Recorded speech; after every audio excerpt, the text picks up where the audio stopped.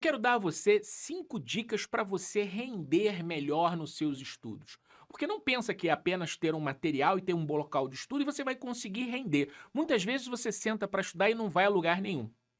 Sejam todos muito bem-vindos. Eu sou o professor Carlos André, mentor para concursos há 24 anos. Aliás, eu sou o mentor para concursos com mais experiência em atividade em todo o país. Eu já preparei mais de 100 mil alunos, presencialmente, via satélite e agora online. E por isso eu posso dizer a vocês, os mais de 23 mil alunos que eu aprovei ao longo de 24 anos seguiram as minhas orientações, seguiram o meu método, seguiram as minhas dicas. Quero dizer para vocês que aqui no canal você vai encontrar muitos outros vídeos com assuntos que vão ajudar você, direto ou indiretamente, na sua preparação para concurso público. Então inscreva-se no canal, ativa as notificações no sininho lá e aproveite todo esse conteúdo. Porque hoje nós vamos falar sobre o que você precisa ter. Na química, a gente chama de condições normais de temperatura e pressão para você poder render o máximo possível na sua preparação. Para uma máquina poder funcionar, ela precisa realmente ter condições adequadas de temperatura, de umidade, de pressão. Senão isso vai prejudicar o rendimento.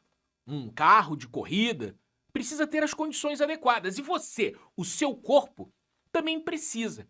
E por isso você deve cultivar bons hábitos fora do ambiente de estudo, para que na hora do estudo você possa render o máximo possível.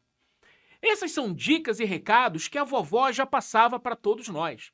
Aliás, o meu pai falava muito: hidrate-se, beba água. Você precisa beber de 2 a 3 litros de água por dia. Se você está sentado e seu corpo está desidratado, isso vai afetar a química do seu organismo. É fundamental que você tenha esse hábito. Quando estiver estudando, tenha copos grandes. Vocês já devem ter me visto aqui nos vídeos em que eu tenho um copo enorme, 700 ml, para você poder beber. Então, você pode inclusive mensurar o tempo de estudo com o tempo para beber aquele copo d'água. Cuidado só para não fazer uma lambança. Segundo hábito, boas noites de sono.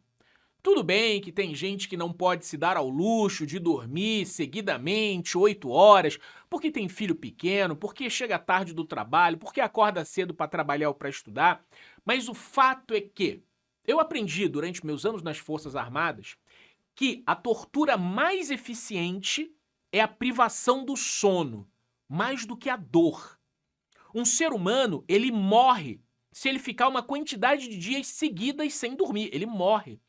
Né? Tamanho é o impacto que isso produz no cérebro. Dormir mal, não é dormir mal um dia, virar a noite na balada que vai matar você. Mas ter uma rotina de noites ruins de sono vão prejudicar a sua vida, vão prejudicar o seu humor e, mais importante, vão prejudicar a qualidade do seu estudo. Terceira dica, olha só. A necessidade de você se exercitar, alongar. Não estou falando em puxar ferro, não estou falando em correr e nadar, que são muito adequados e muito interessantes do ponto de vista do seu corpo poder produzir os elementos químicos necessários para você poder render. Aliás, você já ouviu falar que corpo são, mente sã, mens sana in corpore sano. Né? Porque existe uma necessidade. Agora, no mínimo, você precisa ter alongamento, né? E ainda mais se você já está chegando numa maturidade como eu, a idade do condor, né? E você não pode ficar sentado na cadeira um monte de tempo sem ter alongamentos. Você sabe que o seu cérebro mesmo não consegue render 3, 4, 5 horas seguidas de sono. Então você precisa de pausas. E eu não sou a favor de pausas cronometradas, né? Tem que ser a cada 30 minutos, 40 ou 50. Você tem que saber ler o seu corpo. O momento em que você já está distraindo, o momento que você já está fatigado e o momento em que fisicamente você já está sentindo dores. Então, aproveita a pausa que você vai ter na mente para você poder exercitar o corpo. pelo menos um alongamentozinho, né, para ajudar as costas, a cervical, no mínimo, a mão, né, no mínimo, né, você precisa isso, circulação das pernas, né, são apenas dicas que eu tô dando aqui daquelas do tempo da vovó, para você poder adaptar, né, não é nada do ponto de vista o profissional da alimentação, o profissional da atividade física, ok? Aliás, aproveitando o que eu falei em alimentação, a minha quarta dica seria em relação à alimentação. E olha, não estou aqui para dizer que você tem que fazer dieta e que não é para comer junk food, não. Eu mesmo gosto muito de uma porcaria. Mas acontece que você precisa entender que cada alimento ele tem uma reação no seu corpo humano. Quando você come um churrasco, um bando de carne difícil, né, de digerir, você vai ver que isso vai atrapalhar, né? Se você come aquela feijoada, aquela rabada, as comidas muito pesadas, elas vão fazer com que você tenha a consequência do seu corpo precisar reunir energias para digestão. E quando o sangue vai todo, né, para a digestão, para o sistema digestivo, tá faltando sangue aonde? Tá faltando sangue no cérebro para poder pensar. Você não vai conseguir estudar com o pandulho cheio, né? Quase saindo pelo olho.